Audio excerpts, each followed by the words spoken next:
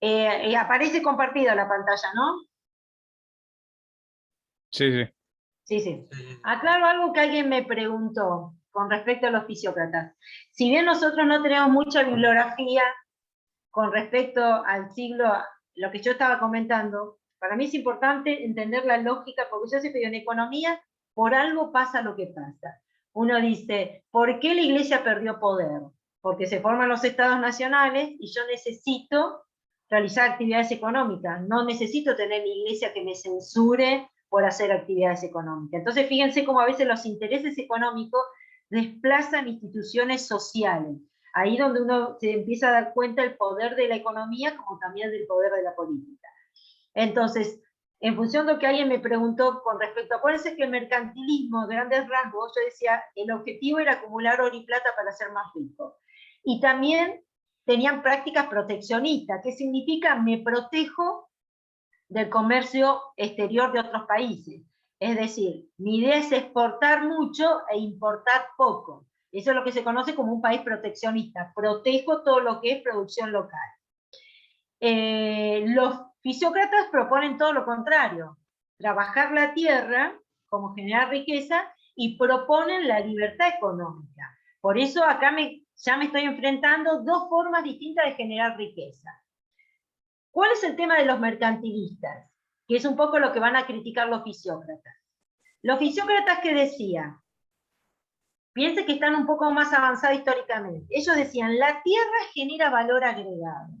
Uno dice, ¿qué querés decir con valor agregado? Valor agregado es lo que uno agrega a un producto que va a elaborar. Ejemplo, si yo soy fabricante de camisa, compro la tela y vendo la camisa terminada. En el medio yo incorporé valor agregado. Entonces, no es lo mismo producir la camisa en Argentina que traer la camisa hecha de afuera. Entonces, los fisiócratas rescatan la idea de valor agregado.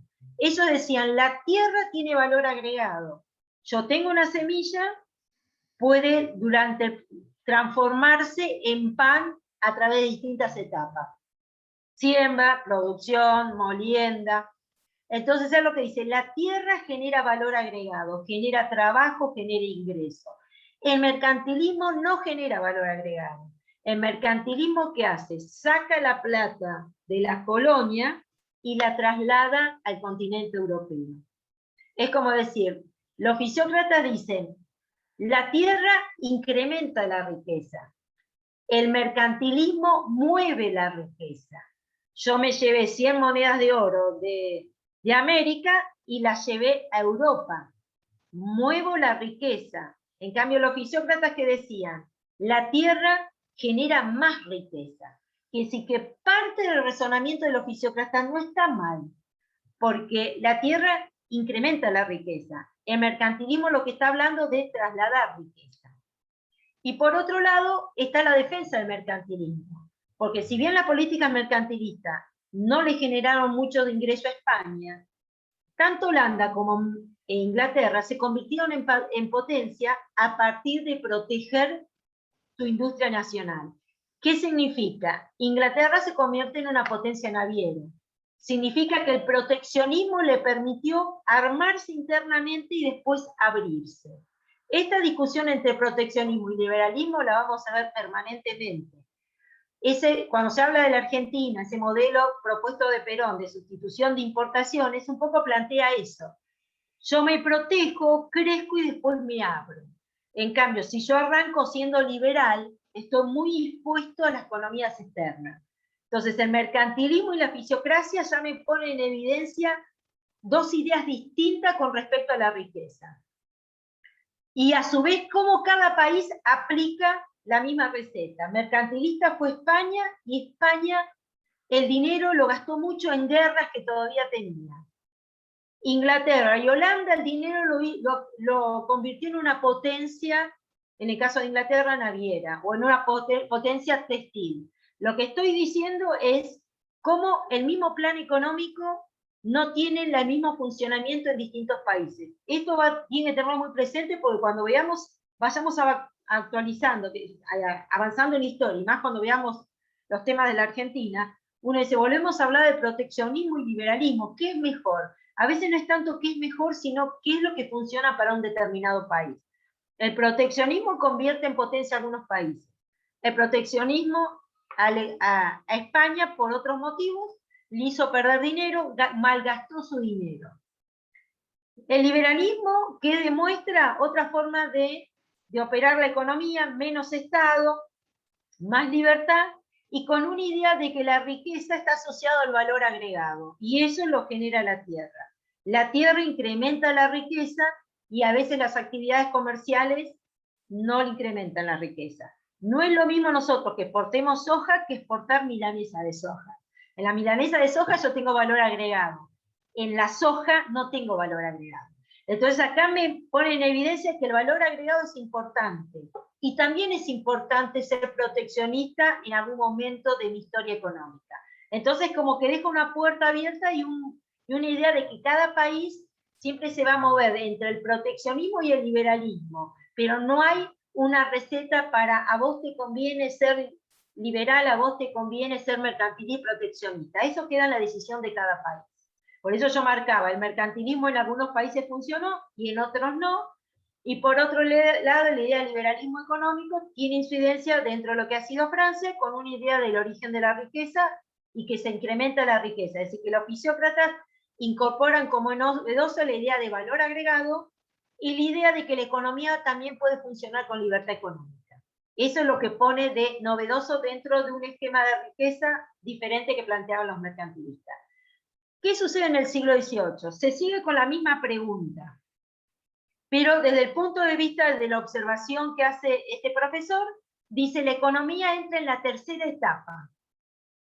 En la tercera etapa donde surgen ideas u opiniones de un grupo de economistas destacados.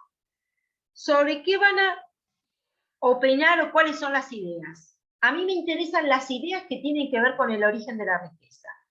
Porque uno dice, aparece Marx. Yo Marx lo vi en sociología, lo vi en filosofía. Marx son de esos autores que tiene distintas facetas porque tiene una formación histórica, tiene una formación sociológica, quiere decir que yo curso historia, veo a Marx, curso sociología, veo a Marx, curso filosofía, veo a Marx, y curso economía y veo a Marx. Cada uno lo enfoca al tema relacionado con su disciplina. Quiere decir que acá también volvemos a ver Marx, pero nosotros tomamos de Marx la explicación con respecto a la riqueza. Quiere decir que esa pregunta sobre el origen de la riqueza y cómo se implementa la riqueza arranca en el siglo XV y nos va a acompañar con estas personas que aparecen a partir del siglo XVIII. Lo contestaron los mercantilistas, lo contestaron los fisiócratas, acá me lo van a empezar a decir las personas. Y acá me están hablando de opiniones u ideas, no de verdades científicas. Con lo cual, algunas de las ideas que me aparecen acá puedo no compartirlas. Son ideas con respecto al origen de la riqueza. Smith va a dar sus ideas, Ricardo va a dar sus ideas, Marx va a dar sus ideas con respecto al origen de la riqueza, y vamos a ir avanzando históricamente hasta llegar, los últimos que dan sus ideas con respecto a la riqueza van a ser los neoclásicos, que ahí los nombro porque es como un grupo de pensadores. Quiere decir que esa pregunta para nosotros llamamos el hilo conductor. ¿Cuál es el origen de la riqueza y cómo se incrementa? Entonces, son varias preguntas que me voy a empezar a hacer a partir del siglo XVIII. Acá lo pongo y lo aclaro. Vamos a ponerlo así.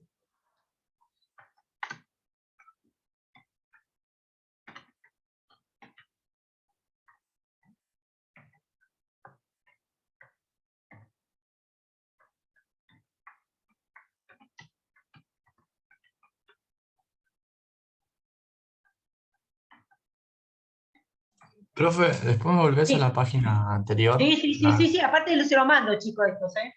Sí. Dale, gracias.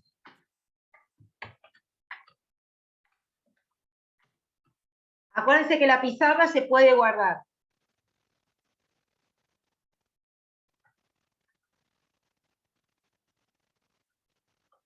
Tampoco voy a escribir tanto, así que ahora lo leo.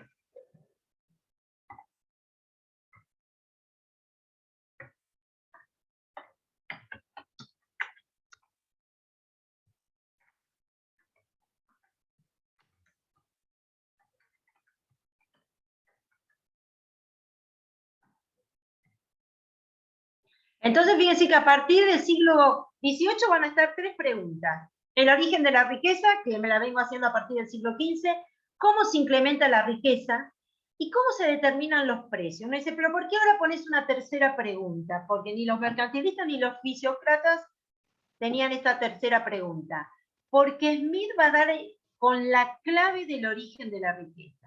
Lo que estoy diciendo es que cada uno aporta algo novedoso que puedo tomarlo como válido, más allá de sus ideas económicas.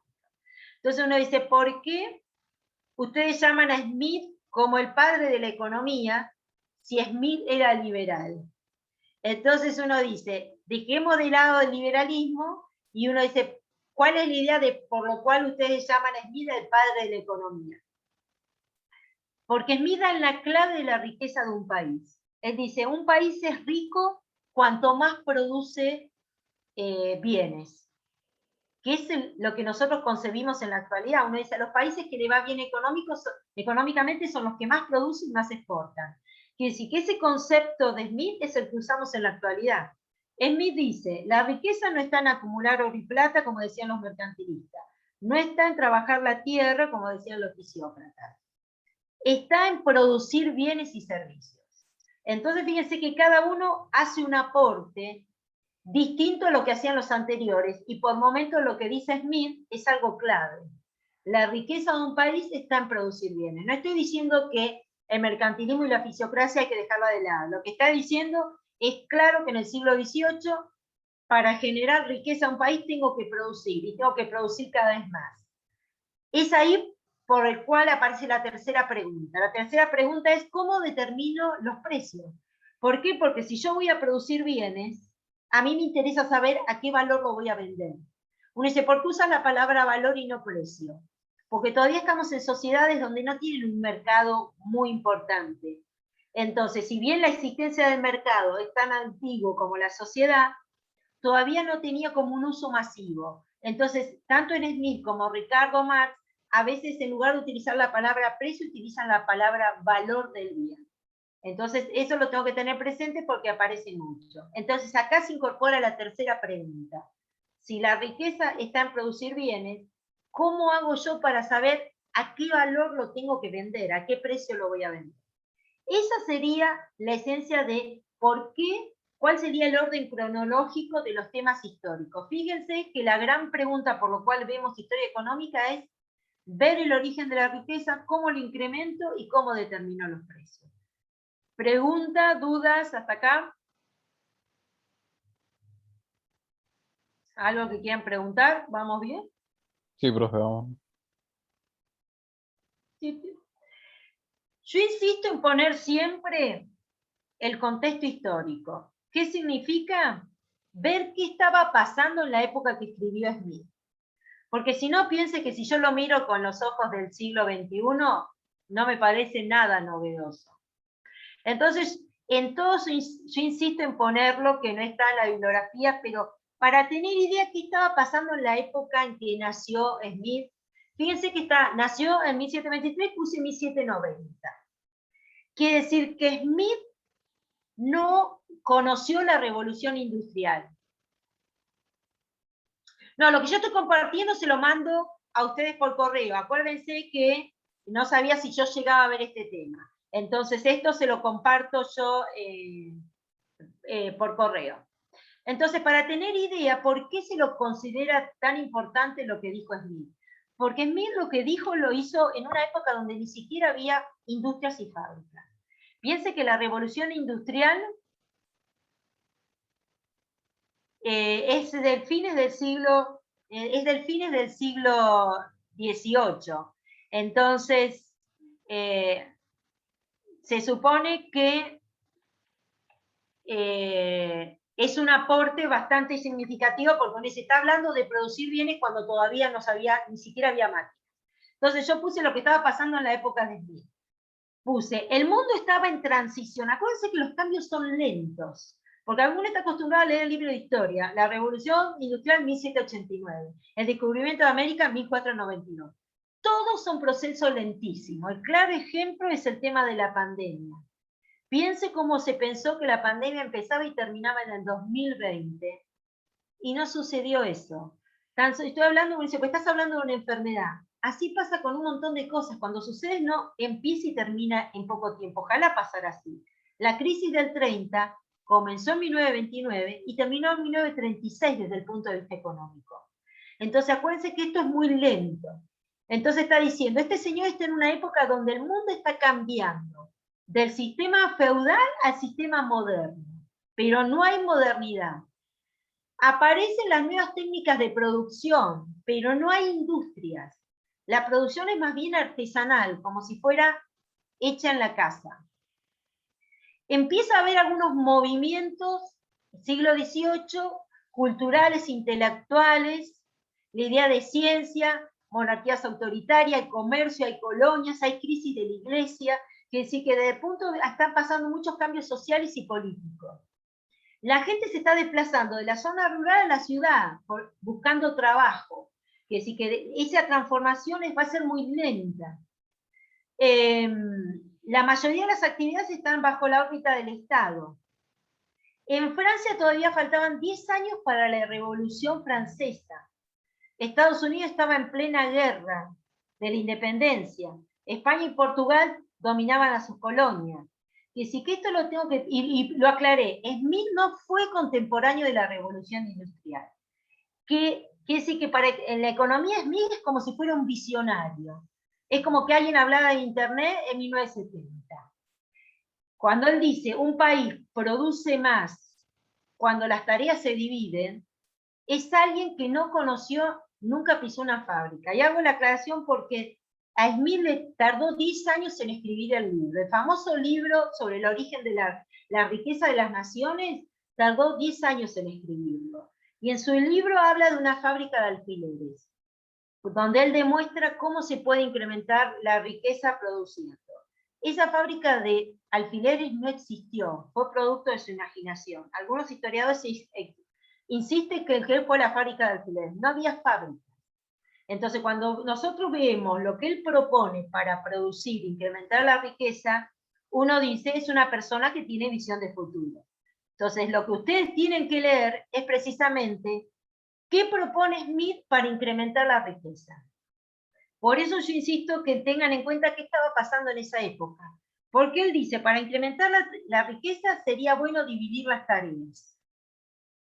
Si dividimos la tarea, cada uno hace una sola tarea, la persona se termina especializando en lo que hace y puede producir más. Uno dice, esa famosa división de trabajo me la está hablando en 1007, a mediados del siglo XVIII. Entonces, lo primero que propone para producir más es dividir la tarea, y al dividir la tarea las personas se van especializando. Entonces, fíjense que está proponiendo algo que es sumamente novedoso en una época donde se pensaba que la riqueza estaba en otro lugar. Él que dice que la división de tarea, ¿qué genera? Mayor destreza de cada persona, ahorra tiempo, y él dice que la misma persona, cuando hace siempre de forma rutinaria la misma tarea, uno se puede encontrar con trabajadores que hacen innovaciones o proponen mejoras en el método de producción. Eso es algo novedoso dentro de la economía. La riqueza está en los bienes, hay que dividir la tarea para producir más. Y a partir de ahí empieza a hacer toda una investigación sobre el origen de la riqueza. ¿Cuál es el problema de Smith? Que Smith no tiene antecedentes de otras personas que escriban sobre el origen de la riqueza.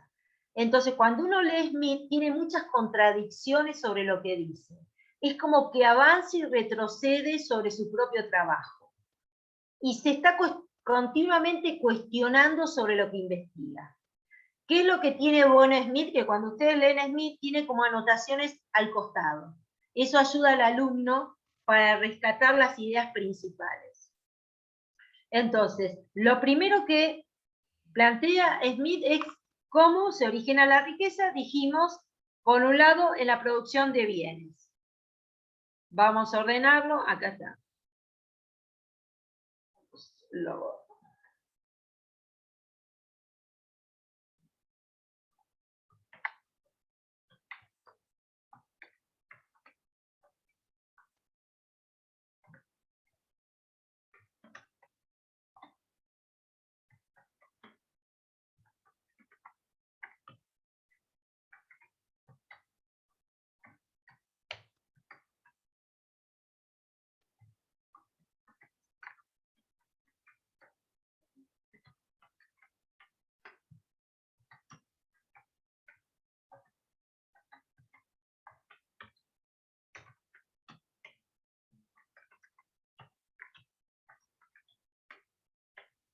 Esto es un poco lo que viene diciendo hasta ahora. La riqueza tiene que ver con producir bienes.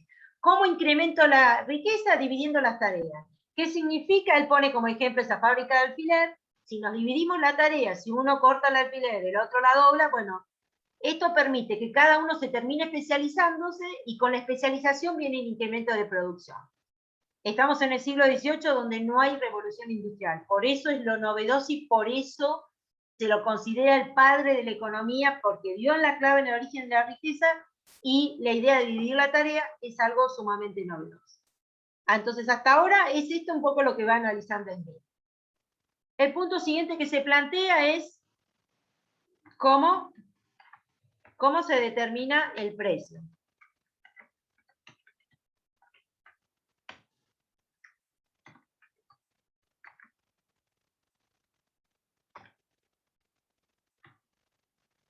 Piensen, no dice, ¿por qué se plantea cómo se determina el valor del precio? Porque el bien tiene que ser vendido. Entonces empieza a investigar precisamente cómo se forma el valor o el precio del bien. Entonces, primero determina la riqueza, después cómo se incrementa y cómo se forma el valor del bien. ¿Qué es lo que plantea? Que todo bien tiene un valor de uso y un valor de cambio.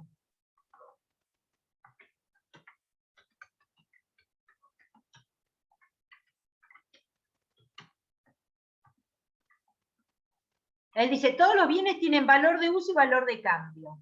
El valor de uso significa el uso que yo le doy a un bien. Un suéter me cubre del invierno. Y un valor de cambio sería cómo determinas el precio del suéter si lo vas a comprar o vender. Entonces acá se empieza a investigar cómo formo los precios. Entonces hasta ahora hasta lo que está analizando es Smith. Todo eso yo lo tengo, si me fijo, lo que ustedes tienen acá compartido.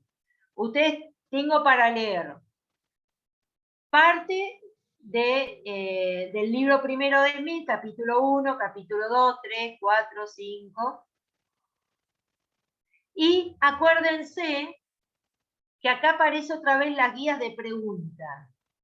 Por favor, ojo con las guías de pregunta, porque cuando empiezan a aparecer los autores, se hace más complejo las preguntas. Quiere decir que sí o sí, yo tengo que tener hechas las guías si pretendo poder aprobar. Entonces, ahora lo comparto, lo muestro. Esta es la guía Smith, es decir, que ahora cada uno de los autores tiene como preguntas. Entonces, yo diría que cuando hacen la lectura, por favor, tómense el trabajo también de ver las preguntas, porque fíjense cuántas preguntas aparecen en el caso de Smith. Ahora lo comparto. Acá. Fíjense que están muy bien ordenadas las preguntas, están por capítulo. Si yo tomo el trabajo de hacerme todas las preguntas, es imposible que me vaya mal en el parcial. Con lo cual, la idea es que se lea el material y que a su vez cuando hagamos la pregunta, no es que yo respondo las preguntas, porque las preguntas las vamos a contestar entre todos. Es decir, que no es que la próxima clase resolvemos las preguntas de Smith. Vamos a poner fecha para resolver lo de Smith, cosa que uno tenga tiempo de leer Smith. Tengo que leerlo. Lo que yo comparto, acuérdense que es un apunte para trabajar en clase, pero bajo ningún concepto reemplaza, porque con esto que yo comparto no puedo reemplazar, no puedo contestar las preguntas. Me ayuda a entender el material y orientarme sobre lo principal de cada unidad. Con lo cual, para la próxima clase ya tengo que empezar a leer Smith, porque no solo terminamos con Smith, sino vamos a avanzar con Ricardo. Preguntas que quieran hacer de hasta acá.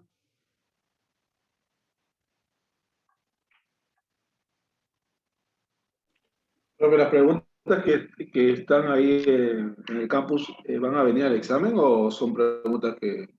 Las preguntas es muy factible que las encuentre en el examen y así, a su vez yo aclaro algo. si yo hago todas las guías, es imposible que me vaya mal, chicos. La verdad, les soy totalmente honesta. Alguien que tenga todas las preguntas contestadas, porque piense que todo el programa tiene guía de preguntas, que decir que si yo me tomo ese trabajo es imposible que me vaya mal. Yo entiendo, por eso digo, acá me tengo que organizar, pero no demorarme con lectura, preguntas, ir contestando, preguntando al docente, porque lo que tiene, por lo menos la primera parte se hace largo, porque cuando nosotros pasamos a la parte de micro no hay tanta lectura, entonces no se asusten porque no es que toda la cursada tiene un montón de material. La parte de historia se hace un poquito larga, pero el resto del resto de los contenidos no es mucho. Por eso yo insisto, las primeras clases son inclusive un poco asusta por la cantidad de material para que se va de lectura de una clase a otra, pero no es toda la materia con esa cantidad de contenido. Entonces no se asusten, y por eso yo insisto, a veces cuando se organiza, distribuyen las preguntas como grupo, resulta mejor, pero aunque sea, el material lo tengo que leer. Es mi Ricardo Marx, es decir, lo primero yo sé que es de lectura un poco densa, pero tengo que tener paciencia porque no es toda la materia así. En algún momento se hace un bache y vemos temas de oferta, demanda, y no necesito tanto lectura, sino más bien comprensión. Lo que tengo que tener paciencia con el material de las primeras clases, que es precisamente toda esta parte de historia. El parcial, yo le había dado la fecha de parcial. Estaría en la semana cerca entre el 21 y el 29, no me acuerdo bien ahora, bien qué fecha habíamos, no la tengo a mano la fecha, pero le habíamos puesto, no me acuerdo si 27, no me acuerdo bien, si alguno se lo puede decir, alguien preguntó el tema de la fecha.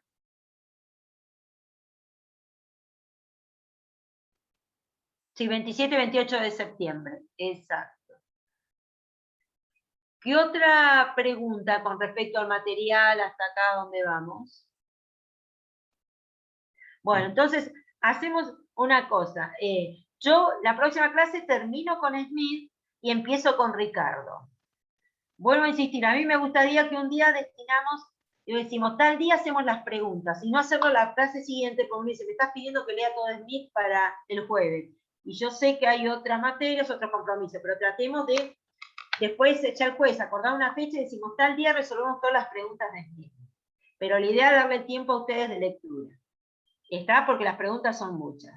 Entonces, profe, para la clase que viene sería de nuevo Smith y para el yo la próxima clase termino Smith, un poco la teoría, cuál es la explicación de Smith con respecto a los precios, y arrancaría con Ricardo. Entonces uno dice, ¿cuál es el orden de lectura? Si uno quiere organizar su propia lectura. Cronológicamente es Smith, Ricardo y Marx. No son dos fechas, chicos. Estaría entre el 21 y el 29. No me acuerdo todavía, no me acuerdo, porque no tengo a mano el tema de la fecha que habíamos acordado. Y como tengo otro curso con otros días, por eso. Entonces, cuando uno dice material de lectura, ¿qué orden tiene? Tengo que leer Smith, después se lee Ricardo y después Marx. Nosotros la próxima clase nos falta terminar Smith y empiezo con Ricardo. Esto que yo compartí se lo voy a mandar. ¿Está claro? Acuérdense que yo siempre le mando el material que comparto. Y otra pregunta. Acuérdense que yo tomo asistencia para evitar problemas entre ustedes, chicos. Porque hasta la persona que graba toma el trabajo de grabar. Y muchas veces nos ha pasado que alguien pidió grabación y no estuvo presente en las clases y hubo un problema de pelea en la sede Tigre. Cada uno somos todos grandes, entonces yo tomando asistencia respeto, y lo mismo que el examen. A veces no tomo en plataforma, si la plataforma, porque a veces la plataforma habilita el examen a todos los que están en el curso, y yo habilito el examen solamente a los que cursaron. Es una cuestión de respeto a los que están acá cada clase. Y los preparo para el resto de la carrera universitaria. ¿Qué otra pregunta? Profe, yo estuve faltando en las primeras dos clases, creo que fue. No falta, chicos, recién están anotándose. Todavía hay como gente incorporándose, no sean problemas, obvio que no están. el que se anotó, el que ingresó hoy, una de las chicas, no estuvo en las clases anteriores. ¿Sí? No, todavía no estamos organizando.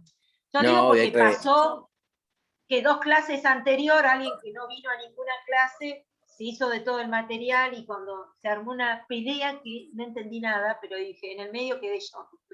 Entonces, tratemos, pues son varias clases antes del parcial. Yo lo que digo, uno puede ser solidario, pero ustedes mismos saben que es un compromiso, a su vez es un trabajo. Tomo los apuntes y si yo comparto